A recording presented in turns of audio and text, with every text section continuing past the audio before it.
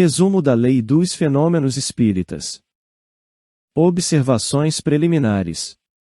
As pessoas alheias ao espiritismo, não lhe compreendendo nem os objetivos nem os fins, dele fazem, quase sempre, uma ideia, completamente falsa.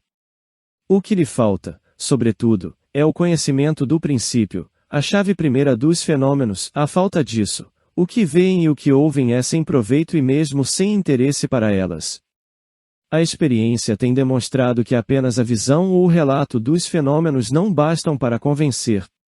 Aquele mesmo que é testemunha de fatos capazes de confundirem, fica mais espantado do que convencido. Quanto mais o efeito parece extraordinário, mais dele se suspeita. Somente um estudo prévio sério pode conduzir à convicção. Frequentemente, basta para mudar inteiramente o curso das ideias. Em todos os casos, é indispensável para a compreensão dos mais simples fenômenos. A falta de uma instrução completa, um resumo sucinto da lei que rege as manifestações bastará para fazer considerar as coisas sob seu verdadeiro aspecto, para as pessoas que nela ainda não estão iniciadas. É o primeiro passo que damos na pequena instrução adiante. Esta instrução foi feita, sobretudo, tendo em vista as pessoas que não possuem nenhuma noção do espiritismo.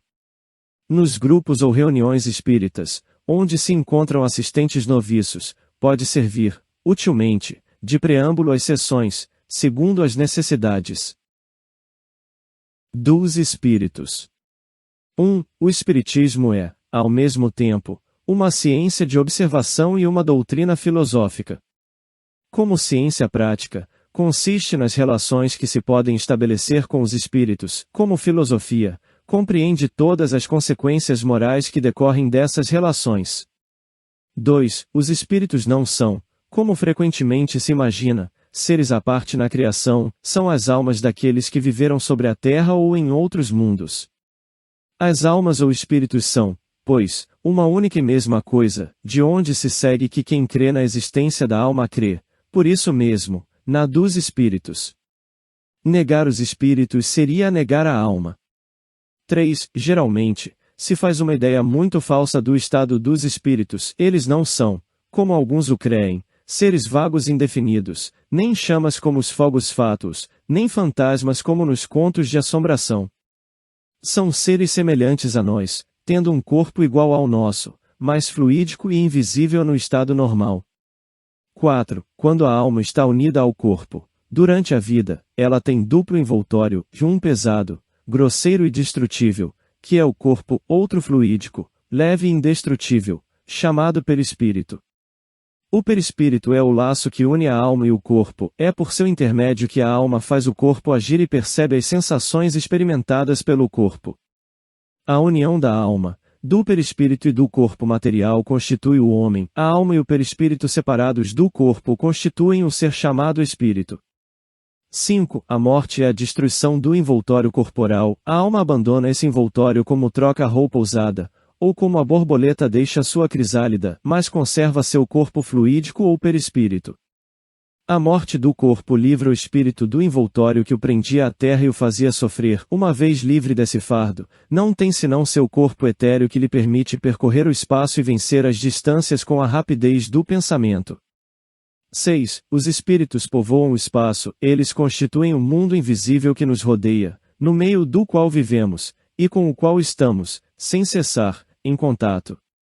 7. Os espíritos têm todas as percepções que tinham na terra, mas num mais alto grau, porque suas faculdades não estão mais amortecidas pela matéria, têm sensações que nos são desconhecidas, veem e ouvem coisas que nossos sentidos limitados não nos permitem nem ver e nem ouvir. Para eles não há obscuridade, salvo para aqueles cuja punição é estar temporariamente nas trevas.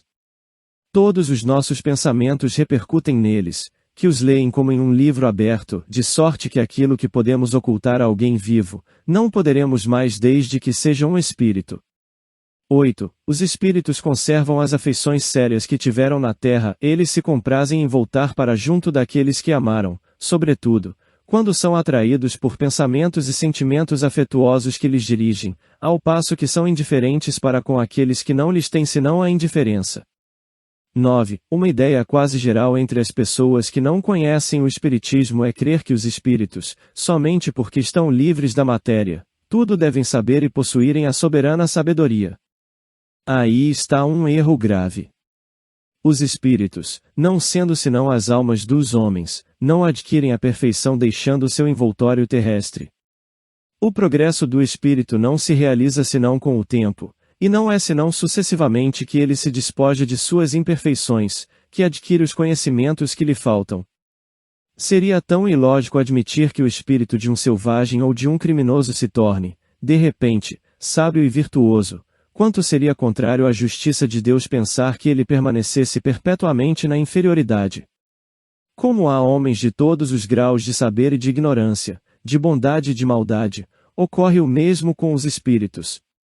Há os que são apenas levianos e traquinas, outros são mentirosos, trapaceiros, hipócritas, maus, vingativos, outros, ao contrário, possuem as mais sublimes virtudes e o saber num grau desconhecido na terra. Essa diversidade na qualidade dos espíritos é um dos pontos mais importantes a se considerar, porque explica a natureza boa ou má das comunicações que se recebem, é em distingui-las que é preciso, sobretudo, se aplicar. Ó Livro dos Espíritos, no 100, Escala Espírita. O Livro dos Médiuns, capítulo 24. Manifestações dos Espíritos. 10. Os espíritos podem se manifestar de maneiras bem diferentes, pela visão, pela audição, pelo toque, pelos ruídos, pelos movimentos dos corpos, pela escrita, pelo desenho, pela música, etc. Eles se manifestam por intermédio de pessoas dotadas de uma aptidão especial para cada gênero de manifestação, e que se distinguem sob o nome de médiuns. É assim que se distinguem os médiuns videntes, falantes, audientes, sensitivos, de efeitos físicos, desenhistas, tiptólogos, escreventes, etc. Entre os médiuns escreventes, há numerosas variedades, segundo a natureza das comunicações que estão aptos a receber. 11. O fluido que compõe o perispírito penetra todos os corpos e os atravessa como a luz atravessa os corpos transparentes, nenhuma matéria lhe opõe obstáculo. É por isso que os espíritos penetram por toda a parte, nos lugares o mais hermeticamente fechados. É uma ideia ridícula crer-se que eles se introduzem por uma pequena abertura, como o buraco de uma fechadura ou o tubo de uma chaminé. 12. O perispírito, embora invisível para nós no estado normal, não deixa de ser matéria etérea. O espírito pode, em certos casos, fazê-lo sofrer uma espécie de modificação molecular que o torna visível e mesmo tangível, assim é que se produzem as aparições. Esse fenômeno não é mais extraordinário do que o do vapor que é invisível quando está mais rarefeito, e que se torna visível quando está condensado. Os espíritos que se tornam visíveis se apresentam, quase sempre, sob a aparência que tinham quando vivos e que podem fazê-los reconhecer. 13. É com a ajuda do seu perispírito, que o espírito atua sobre seu corpo vivo, é ainda com esse mesmo fluido que ele se manifesta atuando sobre a matéria inerte, que produz os ruídos, os movimentos de mesas e outros objetos, que ergue, tomba ou transporta. Esse fenômeno nada tem de surpreendente se considera que, entre nós, os mais poderosos motores se acham nos fluidos os mais rarefeitos e mesmo imponderáveis, como o ar, o vapor e a eletricidade. É igualmente com a ajuda do seu perispírito que o espírito faz os médiuns escreverem, falarem, ou desenharem, não tendo mais corpo tangível para atuar ostensivamente quando quer se manifestar, ele se serve do corpo do médium, de quem empresta os órgãos que faz atuarem como se fosse seu próprio corpo, e isso pela emanação fluídica que derrama sobre ele. 14. No fenômeno designado sob o nome de mesas girantes ou falantes, é pelo mesmo meio que o espírito atua sobre a mesa, seja para fazê-la mover sem significação determinada, seja para fazê-la dar golpes inteligentes indicando as letras do alfabeto, para formar palavras e frases, fenômeno designado sob o nome de tiptologia. A mesa não é aqui senão um instrumento do qual ele se serve, como faz com o lápis para escrever, lhe dá uma vitalidade momentânea pelo fluido com o qual a penetra, mas ele não se identifica com ela. As pessoas que, em sua emoção, vendo-se manifestar um ser que lhes é caro, abraçam a mesa, praticam um ato ridículo, porque é absolutamente como se elas abraçassem o bastão do qual um amigo se serve para dar pancadas. Ocorre o mesmo com aqueles que dirigem a palavra à mesa, como se o espírito estivesse encerrado na madeira, e como se a madeira tivesse se tornado espírito. Quando as comunicações ocorrem por esse meio, é preciso imaginar o espírito não na mesa, mas ao lado, tal como estaria se estivesse vivo, e tal como se o veria se, nesse momento, pudesse se tornar visível. A mesma coisa ocorre nas comunicações pela escrita, ver-se-ia o espírito ao lado do médium, dirigindo sua mão, ou lhe transmitindo o seu pensamento por uma corrente fluídica. 15. Quando a mesa se destaca do solo e flutua no espaço sem ponto de apoio, o espírito não a ergue com força do braço, mas a envolve e a penetra com uma espécie de atmosfera fluídica que neutraliza o efeito da gravitação, como o ar o faz para os balões e os papagaios de papel. O fluido do qual está penetrada lhe dá, momentaneamente, uma leveza específica maior. Quando ela está pregada no solo, está num caso análogo ao da campana pneumática sob a qual se faz o vácuo. Estas não são senão comparações para mostrar a analogia dos efeitos, e não a similitude absoluta das causas. Compreende-se, depois disso, que não é mais difícil ao espírito erguer uma pessoa do que erguer uma mesa, de transportar um objeto de um lugar para outro ou de lançá-lo em qualquer parte. Esses fenômenos se produzem pela mesma lei. Quando a mesa persegue alguém, não é o espírito que passeia, porque ele pode permanecer tranquilamente no mesmo lugar, mas é quem lhe dá impulso por uma corrente fluídica com a ajuda da qual a faz mover-se à sua vontade. Quando os golpes se fazem ouvir na mesa ou fora dela, o espírito não bate com a sua mão, nem com um objeto qualquer, dirige sobre o ponto de onde parte o ruído, um jato de fluido que produz o efeito de um choque elétrico. Ele modifica o ruído, como se podem modificar os sons produzidos pelo ar. 16. A obscuridade necessária à produção de certos efeitos físicos, sem dúvida, se presta à suspeição e à fraude, mas nada prova contra a possibilidade do fato.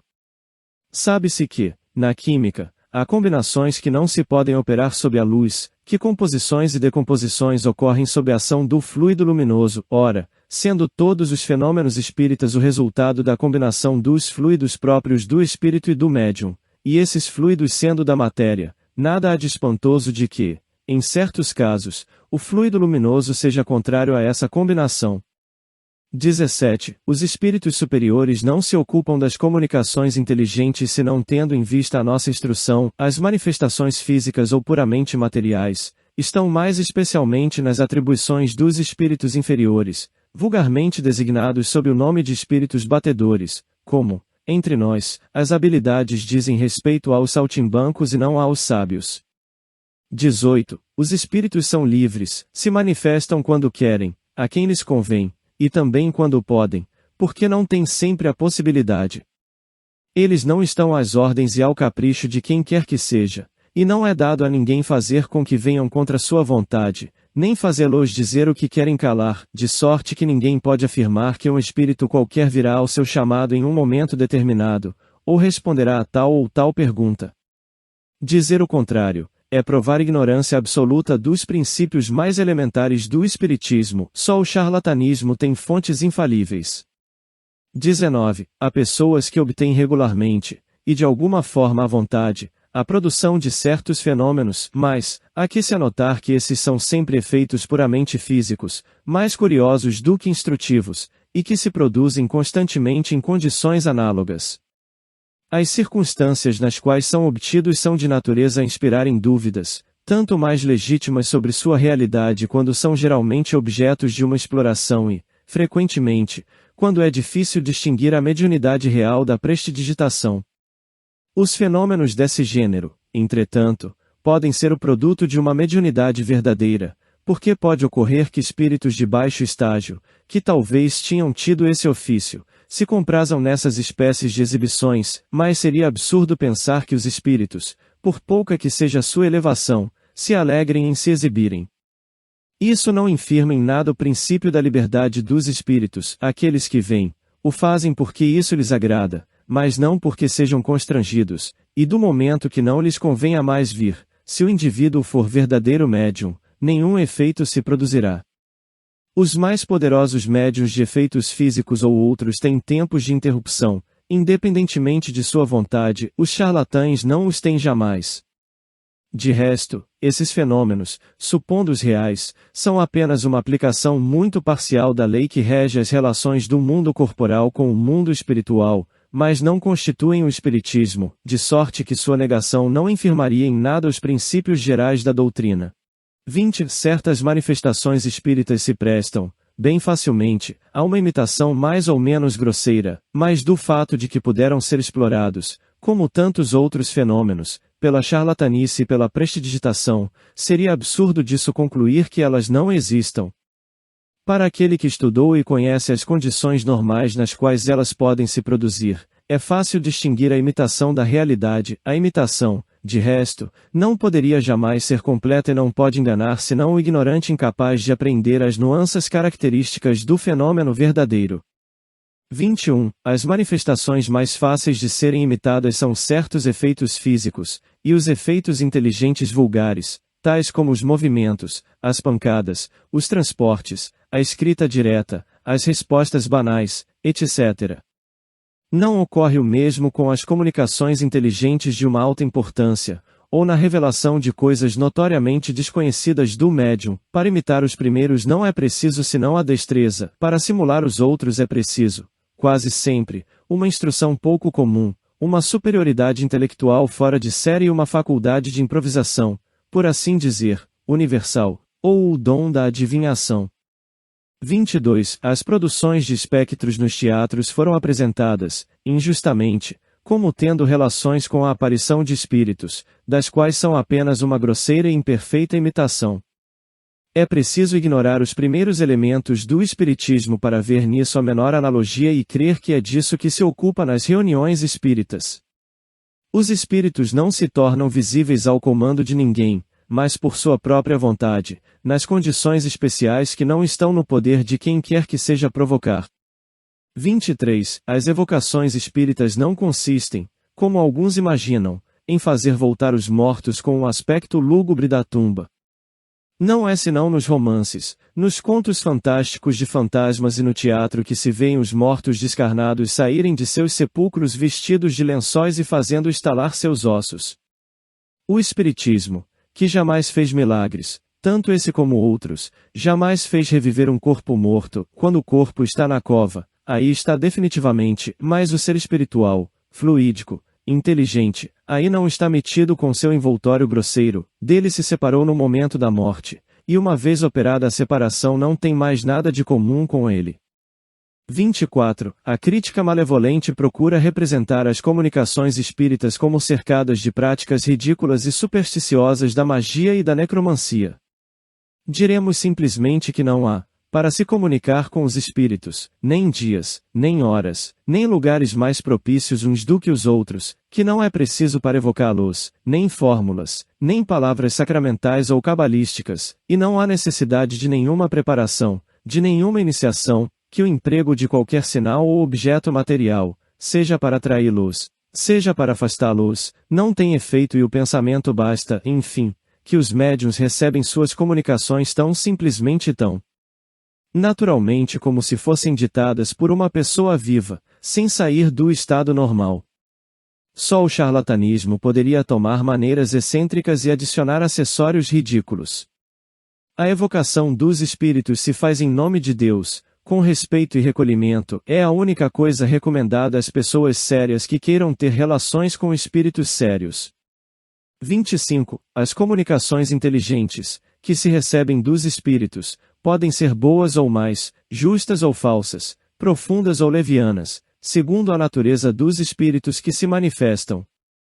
Os que provam a sabedoria e o saber são espíritos avançados que progrediram, os que provam a ignorância e as más qualidades são espíritos ainda atrasados, mas que progredirão com o tempo. Os espíritos não podem responder senão sobre o que sabem, segundo o seu adiantamento, e, ademais, sobre o que lhes é permitido dizerem, porque há coisas que não devem revelar, uma vez que ainda não é dado ao homem tudo conhecer. 26. Da diversidade nas qualidades e nas aptidões dos espíritos, resulta que não basta se dirigir a um espírito qualquer para obter uma resposta justa a toda pergunta, porque, sobre muitas coisas, não podem dar senão a sua opinião pessoal, que pode ser justa ou falsa. Se ele for sábio, confessará a sua ignorância sobre o que não sabe, se for leviano ou mentiroso, responderá sobre tudo sem se importar com a verdade, se for orgulhoso, dará a sua ideia como verdade absoluta. Haveria, pois, imprudência e leviandade em aceitar, sem controle, tudo o que vem dos espíritos. Por isso, é essencial estar esclarecido quanto à natureza daqueles com os quais se ocupa. Ó Livro dos Médiuns, no 257.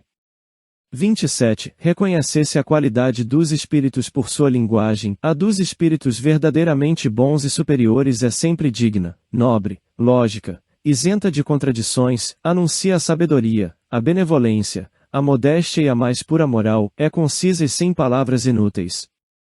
Entre os espíritos inferiores, ignorantes ou orgulhosos, o vazio das ideias, quase sempre, é compensado pela abundância das palavras. Todo pensamento evidentemente falso, toda máxima contrária à sã moral, todo conselho ridículo, toda expressão grosseira, trivial ou simplesmente frívola, enfim, toda marca de malevolência, de presunção ou de arrogância, são sinais incontestáveis de inferioridade em um espírito. 28. O objetivo providencial das manifestações é convencer os incrédulos de que tudo não termina, para o homem, com a vida terrestre, e de dar aos crentes ideias mais justas sobre o futuro. Os bons espíritos vêm nos instruir tendo em vista o nosso melhoramento e o nosso adiantamento, e não para nos revelar o que não devemos ainda saber ou o que não devemos aprender senão pelo nosso trabalho. Se bastasse interrogar os espíritos para se obter a solução de todas as dificuldades científicas, ou para fazer descobertas e invenções lucrativas, todo ignorante poderia tornar-se sábio facilmente, e todo preguiçoso poderia se enriquecer sem esforço, é o que Deus não quer. Os espíritos ajudam o homem de gênio pela inspiração oculta, mas não o isentam nem do trabalho das pesquisas, a fim de deixar-lhe o mérito. 29. Seria fazer uma ideia bem falsa dos espíritos vendo neles apenas os auxiliares dos ledores de sorte. Os espíritos sérios recusam-se a ocupar-se de coisas fúteis. Os espíritos levianos e zombeteiros se ocupam de tudo, respondem a tudo, predizem tudo o que se quer, sem se inquietarem com a verdade, e sentem um prazer maligno ao mistificarem as pessoas muito crédulas. É por isso que é essencial estar perfeitamente fixado sobre a natureza das perguntas que se podem dirigir aos espíritos. Ó Livro dos Médiuns, número 286, perguntas que se podem dirigir aos espíritos. 30. As manifestações não estão, pois, destinadas a servirem aos interesses materiais, cujo cuidado está entregue à inteligência, ao discernimento e à atividade do homem. Seria em vão que tentar-se-ia empregá-las para conhecer o futuro, descobrir tesouros ocultos, recuperar heranças, ou encontrar meios de se enriquecer. Sua utilidade está nas consequências morais que dela decorrem. Mas, se não tivessem por resultado senão fazer conhecer uma nova lei da natureza, de demonstrar materialmente a existência da alma e sua imortalidade, isso já seria muito, porque seria um novo e largo caminho aberto à filosofia. 31. Pode-se ver, por essas poucas palavras, que as manifestações espíritas, de qualquer natureza que sejam, nada têm de sobrenatural nem de maravilhoso. São fenômenos que se produzem em virtude da lei que rege as relações do mundo corporal e do mundo espiritual, lei também tão natural como a da eletricidade, da gravidade, etc. O Espiritismo é a ciência que nos faz conhecer essa lei, como a mecânica nos faz conhecer a lei do movimento, a ótica da luz. As manifestações espíritas, estando na natureza, produziram-se em todas as épocas. A lei que as rege, sendo conhecida, nos explica uma série de problemas considerados insolúveis, é a chave de uma multidão de fenômenos explorados e aumentados pela superstição.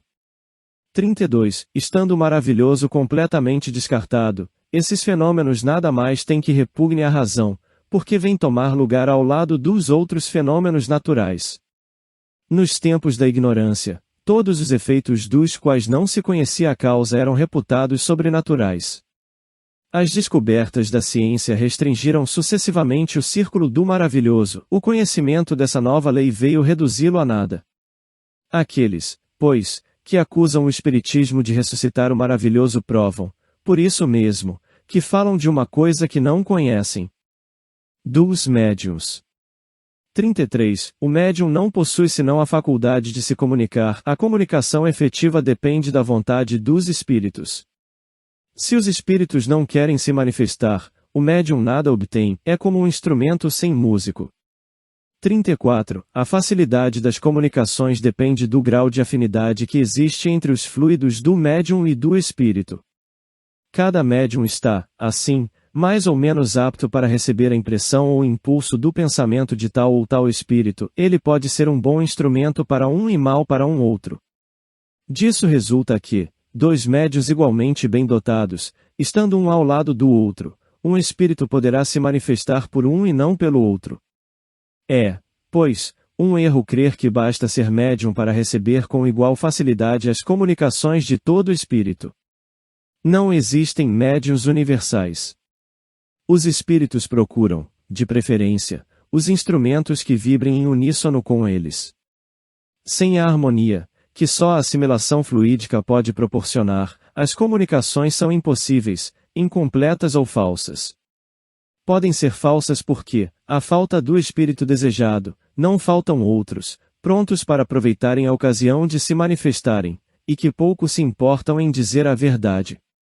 35. Um dos maiores escolhos da mediunidade é a obsessão, quer dizer, o império que certos espíritos podem exercer sobre os médiuns, impondo-se a eles sob nomes apócrifos e impedindo-os de se comunicarem com outros espíritos. 36. O que constitui o médium, propriamente dito, é a faculdade. Sob esse aspecto, ele pode estar mais ou menos formado, mais ou menos desenvolvido. O que constitui o médium seguro, o que se pode verdadeiramente qualificar de bom médium, é a aplicação da faculdade, a aptidão de servir de intérprete dos bons espíritos. Ó Livro dos Médiuns, capítulo 23. 37. A mediunidade é uma faculdade essencialmente móvel e fugidia, pela razão de estar subordinada à vontade dos espíritos, por isso é que está sujeita a intermitências. Esse motivo, e o princípio mesmo segundo o qual se estabelece a comunicação, são os obstáculos a que se torne uma profissão lucrativa, uma vez que não poderia ser nem permanente, nem aplicável a todos os espíritos, e porque poderia faltar no momento em que dela se tivesse necessidade. Aliás, não é racional admitir que os espíritos sérios se coloquem à disposição da primeira pessoa que os queira explorar. 38. A propensão dos incrédulos, geralmente, é suspeitar da boa-fé dos médiuns, e supor o emprego de meios fraudulentos. Além de que, no entendimento de certas pessoas essa suposição é injuriosa, é preciso, antes de tudo, perguntar qual interesse poderiam eles ter para enganarem e divertirem ou representarem a comédia. A melhor garantia de sinceridade está no desinteresse absoluto, porque aí onde nada tem a ganhar, o charlatanismo não tem razão de ser. Quanto à realidade dos fenômenos, cada um pode constatá-la, se coloca nas condições favoráveis, e se aplica a paciência na observação dos fatos, a perseverança e a imparcialidade necessária. Das reuniões espíritas. 39. Os espíritos são atraídos pela simpatia, a semelhança dos gostos e de caracteres, e pela intenção que faz desejar a sua presença. Os espíritos superiores não vão às reuniões fúteis, do mesmo modo que um sábio da terra não iria a uma assembleia de jovens estouvados. O simples bom senso diz que não pode ser de outra forma. Ou, se aí vão algumas vezes, é para dar um conselho salutar, combater os vícios, e procurar conduzir para o bom caminho. Se não são escutados, retiram-se. Seria ter uma ideia completamente falsa crer que os espíritos sérios possam se comprazer em responder a futilidades, a perguntas ociosas que não provam nem afeição nem respeito por eles, nem desejo real, nem instrução, e ainda menos que possam vir dar espetáculo para divertimento dos curiosos. O que não faziam quando vivos, não podem fazê-lo depois da sua morte. 40. A frivolidade das reuniões tem por resultado atrair os espíritos levianos que não procuram senão ocasiões de enganarem e de mistificarem. Pela mesma razão que os homens graves e sérios não vão às assembleias levianas, os espíritos sérios vão apenas às reuniões sérias, cujo objetivo é a instrução e não a curiosidade. É nas reuniões desse gênero que os espíritos superiores gostam de dar seus ensinamentos. 41. Do que precede resulta que toda reunião espírita, para ser proveitosa, deve, como primeira condição, ser séria e recolhida, que tudo deve se passar nela respeitosamente, religiosamente e com dignidade, se quer obter o concurso habitual dos bons espíritos. É preciso não esquecer que, se esses mesmos espíritos aí se fizessem presentes quando vivos, ter-se-ia por eles considerações às quais têm ainda mais direito depois da sua morte. 42. Em vão se alega a utilidade de certas experiências curiosas, frívolas e divertidas, para convencer os incrédulos. É a um resultado muito oposto que se chega. O incrédulo, já levado a zombar das mais sagradas crenças, não pode ver uma coisa séria naquilo do qual se faz um divertimento. Não pode ser levado a respeitar o que não lhe é apresentado de maneira respeitável. Também das reuniões fúteis e levianas, nas quais não há nem ordem, nem gravidade, nem recolhimento, ele leva sempre má impressão. O que pode, sobretudo, convencê-lo, é a prova da presença de seres cuja memória lhe é cara. Diante de suas palavras graves e solenes, diante das revelações íntimas, é que se o vê emocionar-se e fraquejar. Mas, pelo fato de que há mais respeito, veneração e afeição pela pessoa cuja alma se lhe apresenta, ele fica chocado, escandalizado, de vê-la chegar a uma assembleia sem respeito, no meio de mesas que dançam e da pantomima dos espíritos levianos, por incrédulo que seja, sua consciência repele essa mistura do sério e do frívolo, do religioso e do profano, por isso taxa tudo isso de charlatanice, e, frequentemente, sai menos convencido do que quando entrou. As reuniões dessa natureza fazem sempre mais mal do que bem, porque afastam da doutrina mais pessoas do que a ela conduzem, sem contar que se prestam a motivar a crítica dos detratores, que nela encontram motivos fundados de zombaria.